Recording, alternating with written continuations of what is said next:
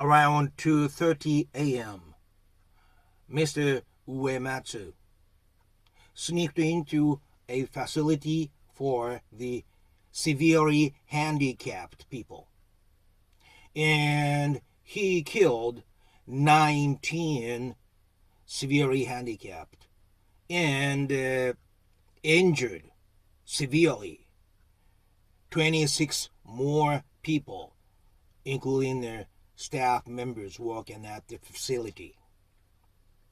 Hi, this is Dr. Samurai. I am a professor specialized in international social pathology. This is my professor ID. This time, we would like to discuss this case called Sagamihara severely handicapped murder case in Japan, which is at the same time considered the biggest murder case after World War II. I have 5 lines of video lectures, and this is one of those belonging to my Prison Friends series. Okay? So now let's start. I was actually in contact with this Mr. Uematsu for about a year and a half and exchanged letters, and he gave me a lot of beautiful pictures he drew for me because they could not buy anything back to us to express their appreciation. So he gave me, in the end, I think several beautiful pictures. And he was always very polite in the way he talks to me, and he always bowed until I disappeared. It was 90-degree bowing till I disappeared. After he killed 19 and injured 26, he cleaned up a little bit and do what he have to do, and he actually submitted himself to a police station. Okay? First, let's look at his upbringings. Then, let's discuss together why he came to the point that he felt like having to do this type of way aberrant actions in his life at the age of 26. Okay? He was born 1990, and his father was art teacher at elementary school, and he was also very active in community activities. He was one of the leaders. His mother used to be a cartoonist, especially of horror stories. He was the only son. He was always class clown, making others laugh all the time. And he was a very good boy, an ideal boy. But one time around the entrance of high school, he became violent a little bit, and he hit other students, and he had to switch school to night classes. But he went back to normal, quiet life, entered a university majoring, becoming an elementary school teacher as his father did. So he was obviously interested in following his father's path. However, usually in a third grade at college, they have this national license exam to become a teacher. And he failed in the exam. And that's the time his lifestyle started to change. He starting to get tattoos, like a big back piece, also shoulders, and stuff like that, covering pretty much both shoulders and back to over his back. Although they were not filled in by colors, only outlines. And he started to hang out with the gang type of people, so to speak, and also have a relationship with the ultra-nationalistic group. Allegedly, his mother cried out loud when she saw his tattoo, because in Japan, to get a tattoo is kind of a big deal, meaning still a going for way of becoming a Japanese mafia, although it is getting more lenient. After he graduated around 22, he experienced various types of works, including driving trucks for logistics companies and many others.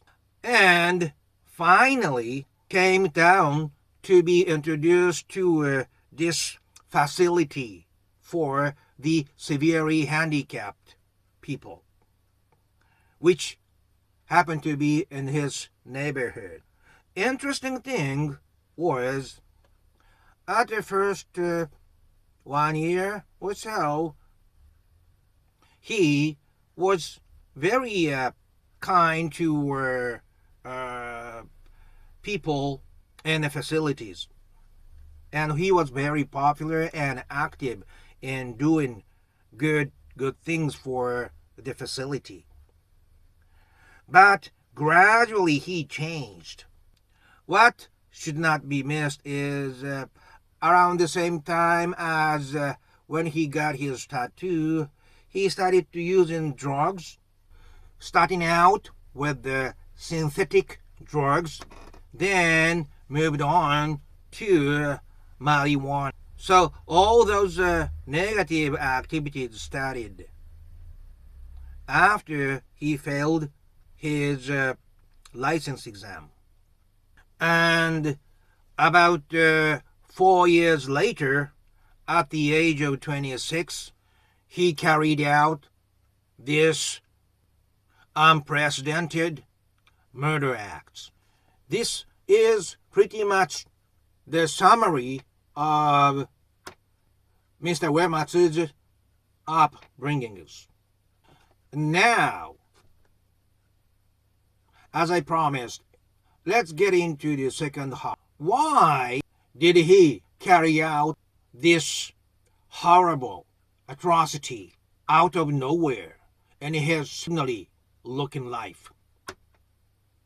What do you think? I would like to discuss with you various topics to deepen our understandings into what the human beings are and deepen our understanding of our society to live strongly with confidence in this crazy life today. One thing I can tell you is, where there's no fire, there's no smoke. There must have been an equal level frustration and stress as to act out such heinous acts. What was it? The one is the failure in his teacher license exam. But there are so many innumerable people who fail this exam, right? So it just doesn't make sense. He did this special atrocity, especially heinous, the most heinous acts and crime after World War II. There's gotta be the same level of reason in his life. What was it? I will give you one iron rule. When someone acts out what seems to change the person's life completely, like crime of murder, of killing 19 people, you always have to look at his childhood. This is one of my expertise. The relationship between the type of crimes and type of upbringings. I wrote papers which are read widely in academia and evaluated positively. So what was it? What happened when he was little? How many kids was there? There was only one. And mother and father. Which was it? I told you I visited him in total 10 times, and I think I was one of the last ones who met him after his trial was over. And I still remember he sent me a letter dated March 31st, which was the very last day that he was allowed to write to other people. And I also remember we talked about what could happen in the future. Like we still have death penalty, right? I just remember saying when the time comes, I think it would be better to yourself to think about his guilt for at least some of them who were nice to him. Anyway, let's get back to the original topic. What was the reason? And as a specialist, serial murder is caused by abuse, including physical, sexual, and mental abuse. Mass murder is caused by neglect, including mind control and overprotection to block their ego development.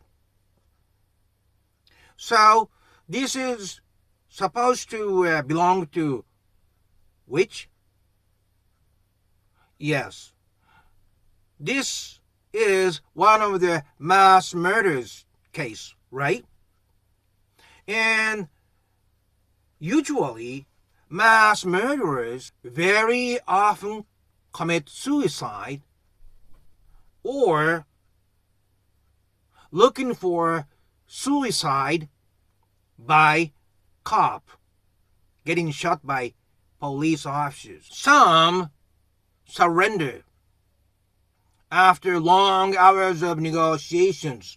But one thing very different in this Uematsu's case is he did not have that negativity that could lead to suicide or suicide by cop, or rather, he wrote a letter to one of the main political figures saying that the government should take care of his life financially and he should be released in a few years.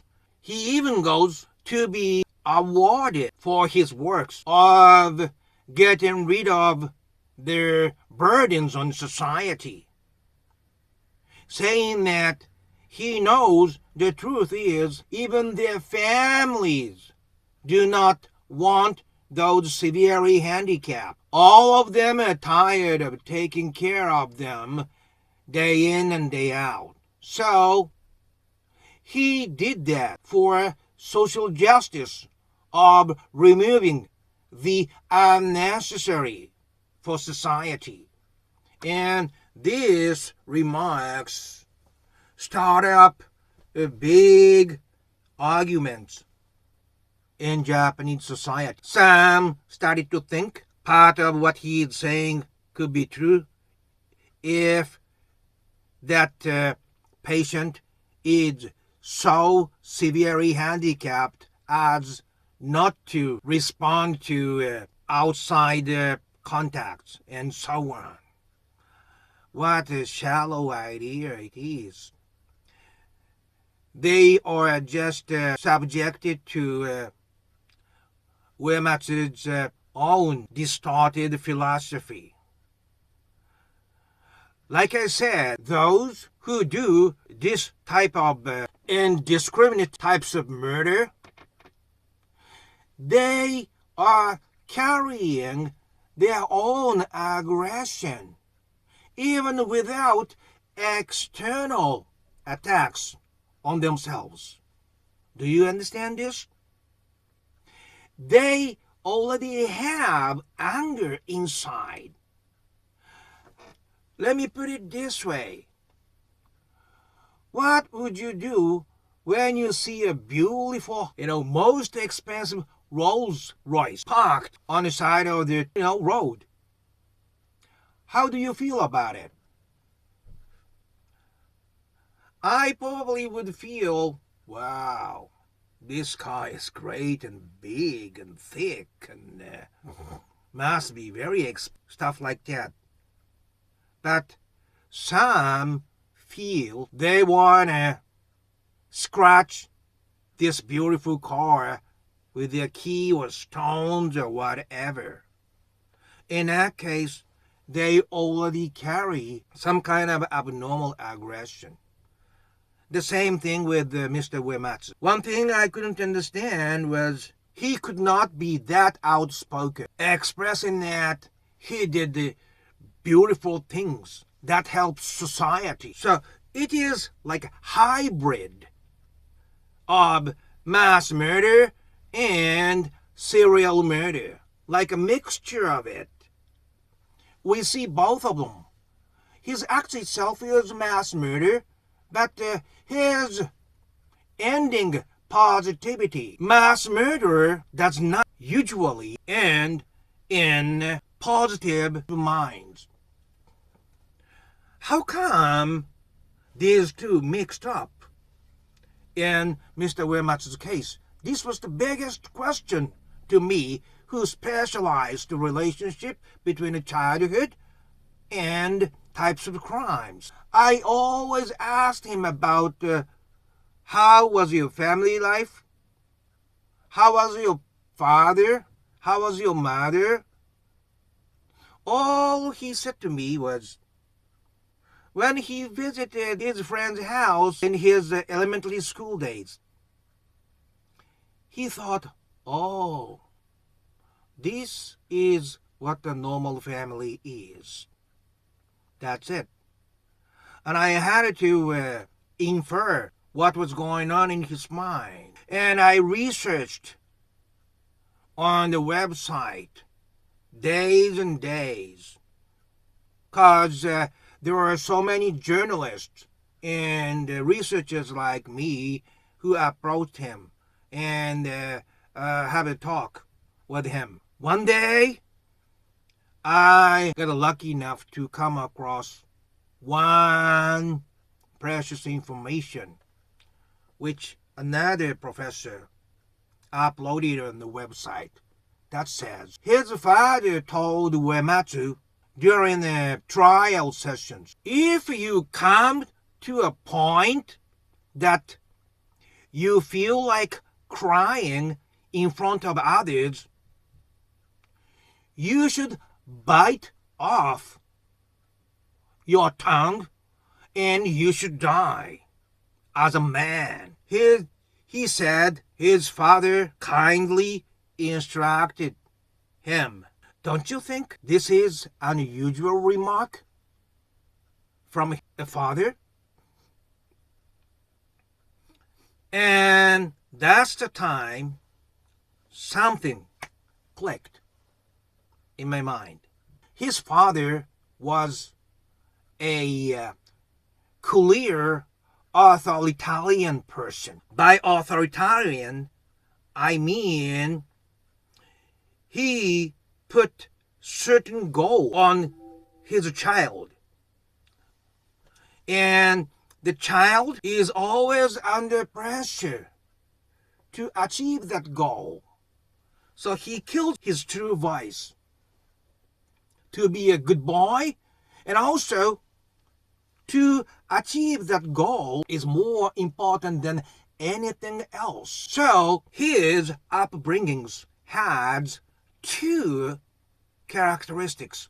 One is mind controlling. That is one of the major factors for mass murderers. He couldn't say what he was truly feeling. So his ego never grows.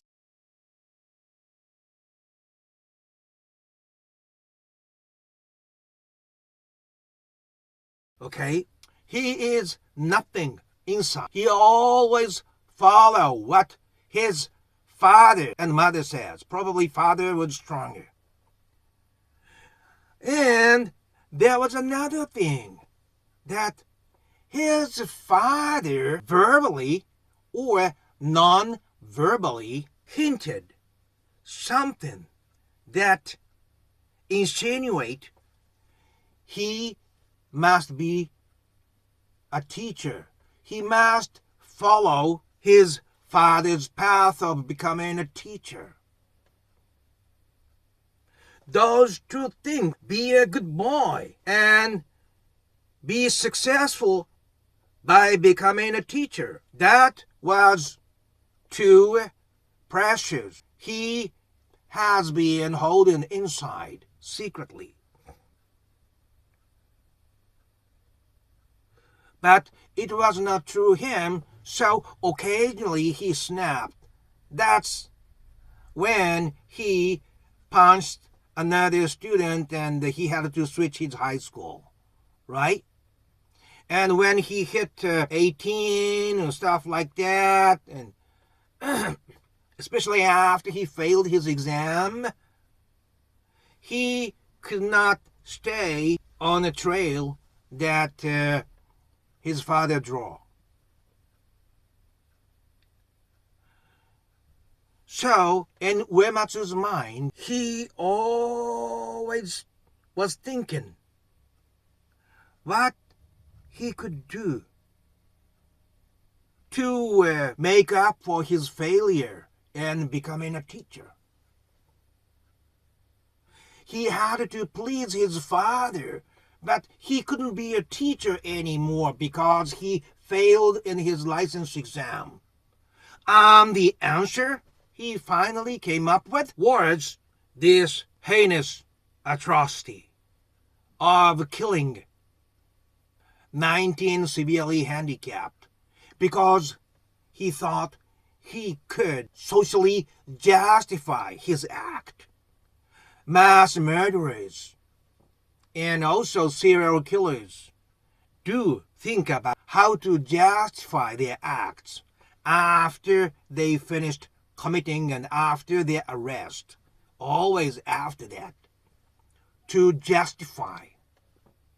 Like those who killed their prostitutes, they say they wanted to clean the streets of germ-spreading prostitutes. So do you understand why he was positive and he is still positive for being a mass murderer who is usually negative, and most of them were dead after they commit their crimes, like a Columbine case?